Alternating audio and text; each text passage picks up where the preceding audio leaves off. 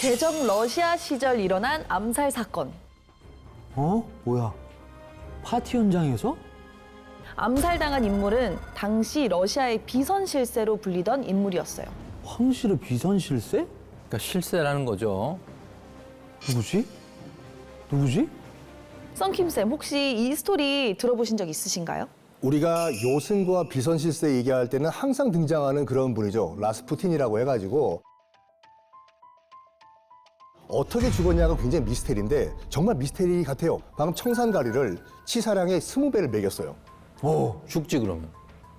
안 죽어요, 근데. 그래서 총을 꺼내서 한 방 탕 쏩니다. 죽어 있어야 될 라스푸틴이 내 이놈 하고 달려들어요. 그래서 기관총을 난사합니다. 드르르르르. 죽었겠지. 왠지 일어나서 또 달려와요. 거의 그냥 강시야. 뭐야? 달려오는 라스푸틴에게 기관총을 난사한 다음에 쓰러진 라스푸틴을 쇠사슬을 묶어가지고 마차에 묶은 다음에 얘를 끌고 다녀. 질질질질질질. 이 정도면 죽었겠구나. 강에 던져버려요. 그 다음날 아침에 시신이 떠올랐어요. 사인은 익사였습니다.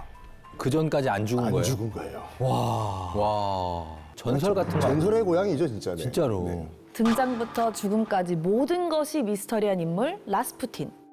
떠돌이 수도승 생활을 하다가 치유력을 가졌다는 소문이 돌며 황실에 드나들게 된 인물인데요.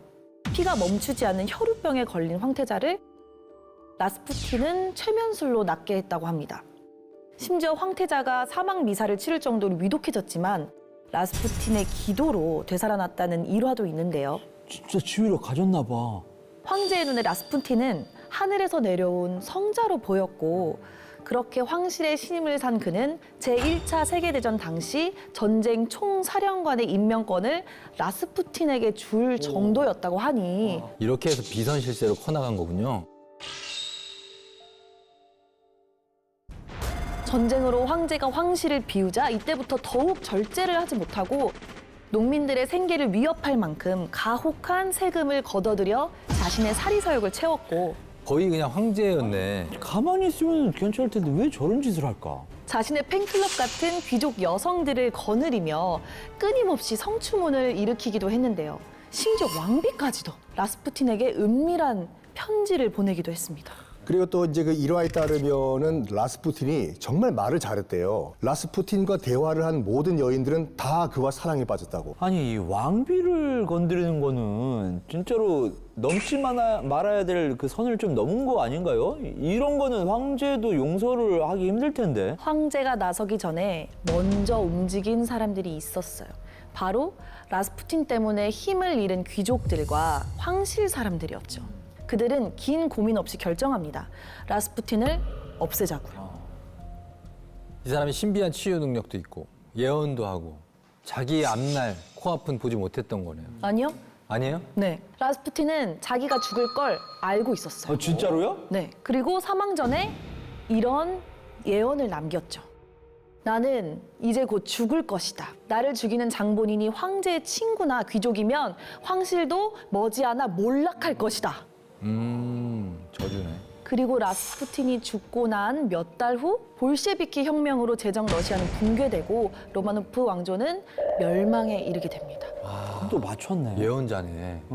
라스푸틴, 그는 정말 저주를 내리거나 예언할 수 있는 능력이 있었을까요? 예언 능력 이런 거보다는 사람의 심리나 이 상황 판단을 좀 할 줄 아는 머리는 좀 있지 않았나. 자기가 하는 꼬라지 봐도 나 이제 금방 죽겠구나 라고 생각할 수 있고. 아니면 자기가 이렇게 좀 여러 가지 섭정을 해보니 이 나라가 이거 안 되겠다. 황제 제도 내가 보니까 못 버티겠다. 이런 예상을 하고 죽은 거 아닐까요? 한 나라를 멸망의 길로 접어들게 한 정체불명의 수도승. 그는 정말 미스터리한 능력을 가진 인물이었을까요? 전설처럼 남게 된 희대 사기꾼이었을까요? 뉴질랜드 오클랜드의 한 경매소에 쉽게 구할 수 없는 희귀한 물품이 경매에 올랐습니다. 전 세계 수집가들의 눈길을 끈 레어템은 바로 한 유명인의 머리카락이었는데요. 머리카락? 이 머리카락은 치열한 경쟁 끝에 한화 약 1,700만 원에 낙찰됐다고 합니다. 저게 1,700만 원이라고? 머리카락 저만큼이? 미국 쪽에는 진짜 별거 다 올라가요. 그 스칼렛 요한슨이 네네네. 코푼 휴지가 있대요. 그걸 누가 판 거야? 경매에 올렸는데 어. 640만 원에 팔렸어. 그리고 브래드 피트랑 안젤리나 졸리가 쉬었던 숨 있지. 이게 숨 쉰 거. 그걸 병에다가 넣어서 거기 숨 이렇게 자기가 모았어. 이렇게 달아가지고 그걸 판다니까. 난 정말 이해가 안 된다. 진짜야. 머리카락이 그 정도로 이 경매에 나와가지고 낙찰했다는 거는 머리카락이 있는 모습을 거의 못 본 대머리야. 아, 내 머리인데. 예를 들어서 마이클 조던의 머리카락이래. 그럼 희귀하지. 마이크 타이슨의 머리카락이 기른 거 본 적 있어? 없지. 아니면은 부드러운 느낌이 있단 말이에요. 전 좀 지금 딱 떠오른 인물은 좀 비틀즈나 이렇게 좀 되게 유명한 어떤 뮤지션의 머리카락일 수도 있지 않을까. 이 머리카락의 주인공이 남긴 말입니다. 나의 몸은 내가 사랑하는 프랑스 국민들에게 둘러싸여 센강에서 쉴 수 있기를 바란다. 프랑스 사람인가 보네. 이 머리카락의 주인은 바로 유럽을 정복한 황제 나폴레옹입니다. 진짜 나폴레옹의 머리카락이라고 하면은 그 정도 값어치 그쵸, 예. 뭐 할만하네요. 좀 신기한데요? 그의 머리카락이 경매에 나올 수 있었던 이유. 1815년 영국과의 전쟁에서 패배한 후 세인트 헬레나 섬에 유배되어 나폴레옹은 6년 후에 위암으로 사망하게 되는데요. 그는 눈을 감기 전에 가족과 지인들에게 의미심장한 말을 남겼다고 합니다. 내가 죽으면 머리카락을 잘라내서 친구들과 가족들에게 나눠줘. 머리카락을 간직해달라던 유언. 이 유언은 어쩌면 그의 다잉 메시지였는지도 모릅니다. 진짜? 1961년 한 스웨덴의 의사는 나폴레옹의 머리카락을 검사한 결과 정상보다 훨씬 많은 양의 비소가 검출됐고 비소? 비소는 체내에 축적될수록 위험한 물질로 궁중의 독살에 주로 사용되어 왔는데요. 비소에 중독되면 구토, 현기증, 위염, 오한 등의 증상이 나타나는데 나폴레옹이 사망하기 전 비슷한 증상을 앓았다는 기록이 있습니다. 독살이었어요? 그 원인, 바로 유배 생활을 했던 집의 초록색 벽지로 의심해 볼 수 있는데요. 19세기 유럽 사람들에게 인기가 많았던 초록색 벽지. 여기엔 셀레그린이라는 색소가 사용됐는데 이 셀레그린 색소가 비소 화합물이었던 겁니다. 나폴레옹이 유배된 섬은 덥고 습기가 많은 화산섬이었는데요. 비소는 습기가 강한 기후와 만나게 되면 사람에게 아주 치명적인 독성 물질이 되고 그렇게 자신도 모르게 비소에 중독되어 갔을 거라는 거죠. 그러면 혹시 역사적으로 뭔가 나폴레옹을 증오한 그런 사람이 있나요? 끝까지 살아남은 나폴레옹의 정적이 있다고 하면 비오 7세. 교황이었어요. 교황이요?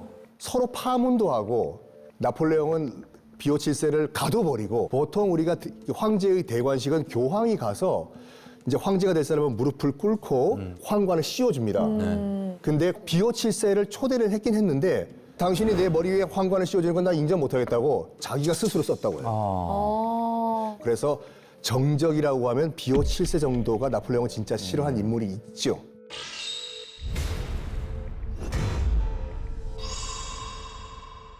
유력한 용의자로 거론되는 인물이 있긴 합니다. 진짜요? 샤를 백작이라는 사람인데요. 샤를 백작은 나폴레옹의 유배지까지 동행한 그야말로 충신이었습니다. 하지만 자신의 아내와 나폴레옹의 불륜 사실을 알게 됐다고 합니다. 실제로 백작의 아내가 유배지에서 낳은 딸이 나폴레옹의 사생아라는 설도 있습니다. 그럼 맞네. 분노한 백작이 와인병을 세척할 때 사용했던 비소를 와인에 타서 서서히 오랫동안 먹였다는 추측이 가능합니다. 나폴레옹은 어쩌면 자신의 죽음을 의심쩍게 생각하고 일종의 다잉 메시지를 남기기 위해서 많은 사람들에게 머리카락을 남겼던 건 아닐까요?